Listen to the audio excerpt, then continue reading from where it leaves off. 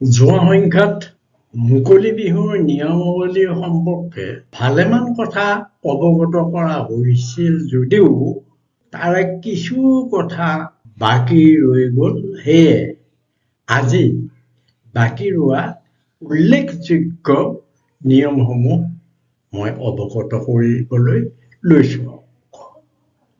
মুকলি বিহুত ডেকাসকলে আৰম্ভণিৰ পৰা শেষলৈকে সৌহাৰ্দ্যপূৰ্ণভাৱে গীত, নৃত্য, ভংগী বাদ্য আদি পৰিৱেশন কৰিব লাগে।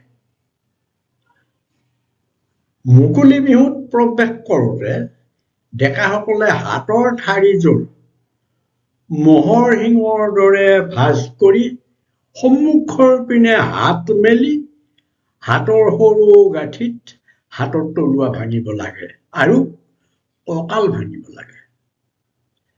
নাচনত আগবাঢ়োতে ভৰি মাটিৰ পৰা বেছি ওপৰলৈ নুতুলি ভৰি চচৰাই নিয়াৰ দৰে ডোব দি দি গতি কৰা প্ৰয়োজন। কঁকালৰ পিছপিনে হাতৰ পিঠি থৈ মুখ সোঁ নাইবা বাওঁ বাহুৰ পিনে ঘূৰাই হাতৰ বাহু ভাঙিব লাগে। হাত সোঁপিনে বাওঁ পিনে আৰু আগলৈ পিছলৈ মাৰি কঁকাল ভাঙি নচাৰ আৱশ্যক। অৱশ্যে সংগীসকলৰ যাতে অসুবিধা নহয় তাৰ বাবেও লক্ষ্য ৰাখিব লাগিব। মুদ্ৰা দিওঁতে হাত মূৰৰ বেছি ওপৰলৈ তুলিব নালাগে, আঙুলি খুলিব নালাগে। আঙুলি খুলিলে বিহু মুদ্ৰাৰ পৰা আঁতৰি যাব, তাক পুষ্পক মুদ্ৰা বুলি ক'ব। সেয়ে হাতৰ আঙুলি খুলিব নালাগে। মুকলি বিহুত ডেকাৰ অৰ্থাৎ বিহুৱাসকলৰ পোচাক সম্পৰ্কে মই অলপ কথা আগবঢ়াইছো। এতিয়া ডেকাসকলে আঁঠুৰ তললৈ যোৱা কলা ফুল দেখাকৈ চুৰিয়া পিন্ধিব লাগে। গাত মুগাৰ কামিজ, পাঞ্জাবী নাইবা এঙা চোলা, পিছৰ পিনে ক'লা, বুকুৰ পিনে মুগা ৰঙৰ বুকু ফটা বুটামৰ সলনি জৰিৰে বন্ধা, কঁকালত ক'লা ৰঙৰ ফিটা বন্ধা এই চোলা পৰিধান কৰিব লাগে। এই চোলাক এঙা চোলা বুলি কয়। কঁকালত ৰঙচুৱা টঙালি আৰু মূৰত ফুলাম গামোচাৰ পাগুৰি মাৰিব লাগে। গামোচা আৰু টঙালিৰ গাঁঠি পৰস্পৰ বিপৰীত হ'ব লাগে। কঁকালত গাঁঠি মৰা টঙালিৰ লোচ অৰ্থাৎ মূৰ দুটা অগা পিছাকৈ থকা বাঞ্ছনীয়। টঙালিৰ লোচ আঁঠুৰ তললৈ মাটি চুব নোৱাৰাকৈ ওলোমাই ৰখা বাঞ্ছনীয় আৰু ইয়াৰ দুয়ো মূৰত দহি থাকিব লাগে। জনজাতীয় মৰাণ আদিৰ ক্ষেত্ৰত তেওঁলোকৰ নিজা সংস্কৃতি অটুট ৰাখি পোচাক পৰিধান কৰিব পাৰে। ঢুলীয়াসকলৰ ঢোলত বিহুৱান অৰ্থাৎ ফুলাম গামোচা থাকিব লাগে। ঢোলৰ তালিত কোনো ধৰণৰ লিখনি থাকিব নালাগে। নিজৰ নামো লিখনি হৈ থাকিব নালাগে।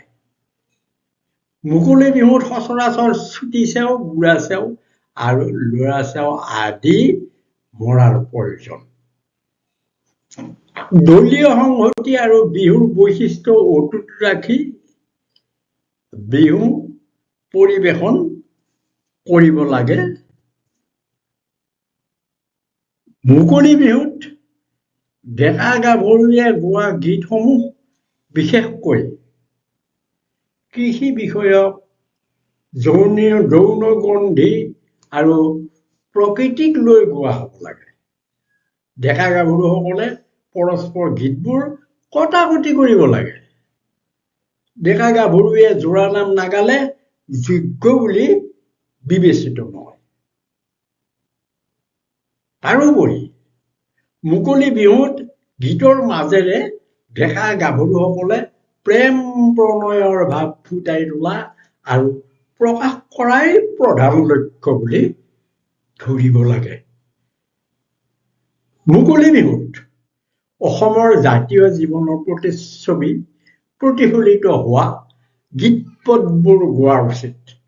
অসমৰ জাতীয় জীৱনৰ প্ৰতিচ্ছবি প্ৰতিফলিত হ'ব লাগিব, তেনেকুৱা গীত পদবোৰ গোৱা উচিত। ডেকা গাভৰুৱে গোৱা গীত পদবোৰ কৃষিভিত্তিক, যৌনগন্ধি আৰু প্ৰকৃতিক লৈ গোৱা হ'ব লাগে। অৱশ্যে আৱশ্যক বোধে কৃষিকাৰ্যৰ সামগ্ৰী যেনে হাল, গৰু, ধান, মৰণা, দাৱনী আৰু শিপিনীসকলৰ মাকো, যঁতৰ, বিহুৱান আদিৰ উপৰিও পিঠা, লাৰু, দৈ, চিৰা আদিক লৈ গীত গোৱা প্ৰয়োজন। প্ৰকৃতিৰ বুকুত থকা কুলি কেতেকীৰ মাত, বন্য পশু পক্ষী, গছ লতিকা, পৰ্বত পাহাৰ ইত্যাদি প্ৰতিচ্ছবিবোৰ প্ৰতিফলিত হোৱা প্ৰয়োজন। অসমীয়া সমাজৰ প্ৰেম প্ৰীতি, গহনা গাঁথৰি, ঢোল পেঁপা গগনা আদিৰ উপৰিও মনৰ আবেগ, অভিমান আৰু শৰীৰৰ অংগৰ প্ৰতিচ্ছবিৰ বৰ্ণনাৰে গীত গাব পাৰে। প্ৰেম প্ৰণয়ৰ গীতৰ ওপৰত বেছি গুৰুত্ব দিয়া আৱশ্যক। বাদ্যযন্ত্ৰৰ ক্ষেত্ৰত মুকলি বিহুত বিশেষকৈ ঢোল, তাল, পেঁপা, টকা, বাঁহী আৰু সুতুলি বজোৱা প্ৰয়োজন। অৱশ্যে টিহিটিও বজোৱা ভাল। ঢুলীয়াই বা বাঁহী বাদকে বা গগনা বাদকে একে ঠাইতে স্থিৰ হৈ ঢোল বজোৱা বা বাঁহী বজোৱা তাৰ পৰিৱৰ্তে সুন্দৰ ভংগীমাৰে নাচি নাচি এই বাঁহী, ঢোল বা গগনা বজোৱা উচিত। যিহেতু এইখন ডেকা গাভৰুৰ মিলিত এখন অনুষ্ঠান, সেয়ে তেওঁলোকৰ গা নাচি থাকে। সেয়ে অন্ততঃ দেহাৰ কিছু হালি জালি থাকিলে ভাল। আনন্দত আত্মহাৰা হৈ মূৰৰ ওপৰত উৰাই ঘূৰাই তাল নবজাই সুন্দৰ লয় লাখেৰে তাল মান ৰাখি ডেকাই তাল বজাব লাগে। মুকলি বিহুত ডেকা গাভৰু উভয়ে গগনা বজোৱা আৱশ্যক। সচৰাচৰ ডেকাসকলে টকা ব্যৱহাৰ কৰে যদিও আৱশ্যক হলে গাভৰুৱেও বজাব পাৰে। ডেকাসকলে পেঁপা, সুতুলি, টিহিটি আদিৰ মাতেৰে মুখৰিত কৰি বিহু আকৰ্ষণীয় কৰা অতি প্ৰয়োজন। দলীয় সংহতি সম্পূৰ্ণৰূপে বজাই ৰাখি সৌহাৰ্দ্যপূৰ্ণভাৱে আৰম্ভণিৰ পৰা সামৰণিলৈকে বিহু পৰিৱেশন কৰিব লাগে। আজিলৈ ইমানকে কৈ এৰিছো। নমস্কাৰ।